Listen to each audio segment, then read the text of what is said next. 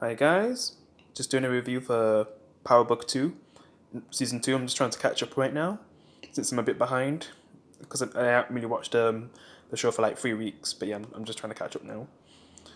And it's on break anyway, so yeah, best time to catch up. So in this episode, we kind of find out a lot with Moni and that guy's situation. And of course, spoilers as usual, because I'm just going to go straight into them, so if you haven't watched the episode yet, then probably best to watch it first, then come back. But yeah. So yeah, I guess Lorenzo wasn't the only person that Monique was with. We actually found out that that guy who Kane is working with is actually, could you say, her old. Well, we already know that it's her old boyfriend from the previous episode, but we also find out that Zeke is actually the son of the guy who Kane's working with, which I was like, what? And I'm just like, that makes a lot more sense now why she cares so much about Zeke. And she's willing to sacrifice Kane for Zeke, like her son. And, Zeke, he's the most legit one in the family, so she'd probably would want him to succeed compared to everyone else, I guess. Let everyone else just, stay in this lifestyle while Zeke actually gets out of it.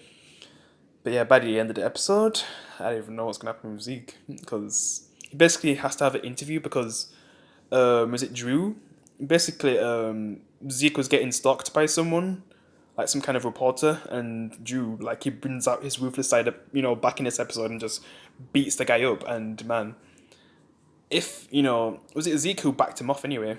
If he didn't do that, like, he probably would have killed that guy, or who knows? And then he beat him to death, which probably would have been even worse. Yeah, because it's not like that was a gangster.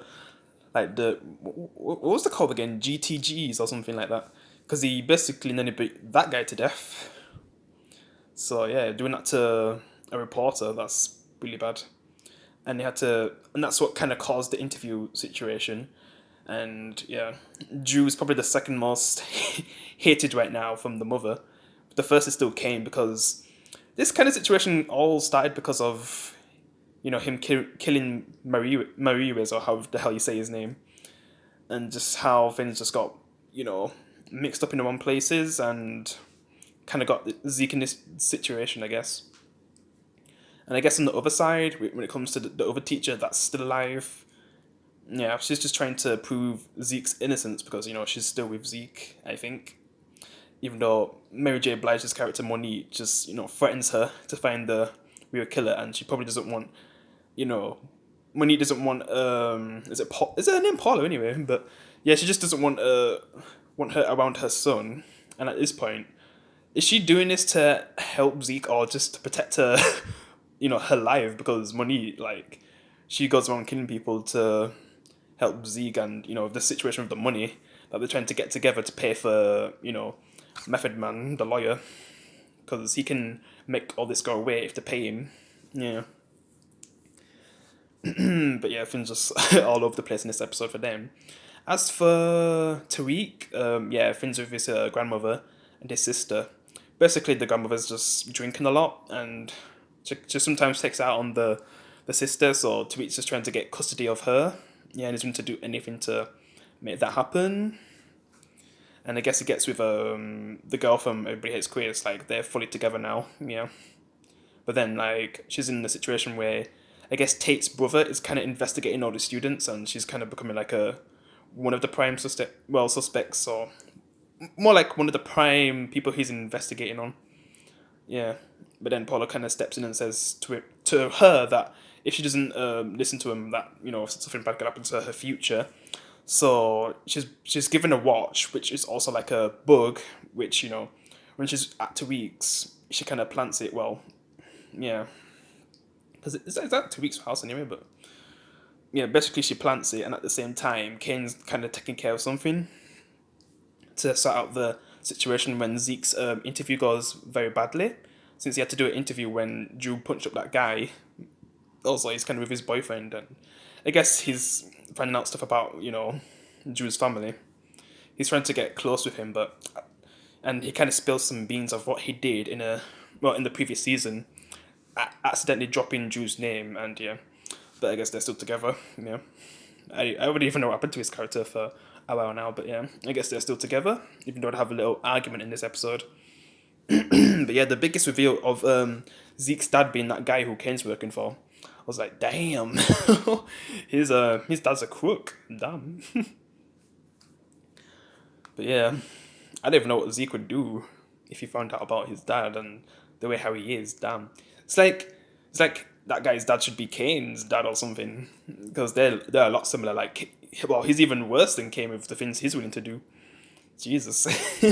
So yeah, but he's still trying to get back with money, and yeah, and I guess in the end, he's the one who actually helps his son, but he's mainly doing it for money, compared to Lorenzo, who wasn't willing to give up his house to save Zeke, because he doesn't really view him as blood. But I wonder if he knows about the relationship with, Zeke being connected to that guy, and that's why he doesn't want to help him. Maybe, but yeah. And yeah, like I said, also Kane's kind of gonna try pin things on Tariq, because he doesn't like him, so he's gonna try to take a fall guy. But at least he didn't do it to like Brayden or someone. But would that even make sense for Brayden? Because he's basically using Brayden as well to do like things that he would have did with Tariq, but he's just using him right now. And when the rob a store, I'm just like, Brayden's not even wearing a mask. He's not even thinking. He's just having like an adrenaline rush with with Kane basically, and he's not even thinking about what he's actually doing. Because if they have him on camera, he's screwed, man. Yeah, that's gonna come back to bite him in the ass. I just know it. Yeah, and yeah, I think I covered most of the stuff. We'll just see what happened with Well, I just think Zeke is gonna be in the clear, but it looks like things are going bad for Tariq again, just like in the previous season. Like when we got to the end of the first half, things looked really bad for Tariq, and it's like that again. With Kane planting stuff, and then his girlfriend also putting that bug. Yeah, it's kind of that same situation again, but he'll probably get out of it unless something, at least one bad thing happens that doesn't really get sorted out. And just the thing with his sister, I feel like the sister's more safe with the grandma, even though she's kind of an alcoholic, than with Tariq, because he's into like the drug stuff with money and her family, and yeah, all the things that are going to be happening. Yeah, I don't want her to be in the crossfire like what happened to his other sister. Just seeing that again, but with an even younger sister, it would be like, damn. I don't even know what Tariq would do, man. He'd definitely feel guilty again. Like, if he's gonna try get custody of his sister, he needs to get out of his life. That's what he needs to do. He's waiting to get his money from what his dad left him, but yeah, getting into this situation is not really a good idea. And yeah, that's where I'm just gonna end it. So yeah, I'll see you in the next one, guys. Peace.